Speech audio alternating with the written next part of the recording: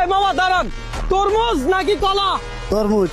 তরমুজ। দেখি আপনি নামেন। মামা নরমালি আপনি কয়টা তরমুজ দুই হাতে নিতে পারবেন? দুইটা। হ্যাঁ, দুইটা নিতে পারবেন। আর প্রত্যেকটা নেওয়ার জন্য আমি যদি আপনাকে 100 টাকা করে দিই, তাহলে আপনি কয়টা তরমুজ দুই হাতে নিতে পারবেন? 5 থেকে 10টা। 5 থেকে 10টা? বলে কি, এটা কি সম্ভব? সম্ভব। দুই হাতে 5 থেকে 10টা তরমুজ নেওয়া সম্ভব? সম্ভব।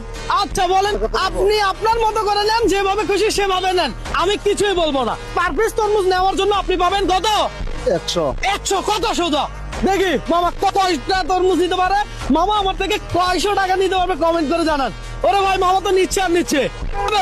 চিন্তা করে দেখেন, নিতে পারেন, তবে পড়তে পারবে না। আচ্ছা, পড়বে না। পড়বে না। আপনি নেন, আপনি দিবেন না। উনি যদি নিতে পারে তাহলে উনি নেক। কথা হচ্ছে যে উনি যতটা তরমুজ নিতে পারবে তত টাকা পাবে, প্রত্যেক পিসের জন্য 100 টাকা পাবে। কথা সোজা। দেখি মামা বুঝেন কিন্তু। মাশাআল্লাহ, তাহলে মাশাআল্লাহ। ভাই একটু আমরা এখন নামাই নাকি? এই যে এগুলো তরমুজ না, এক একটা 100 টাকা। হ্যাঁ, এই 100, এই 200, 300, 400, এই 500, 600, 700। হাতে তালি হবে।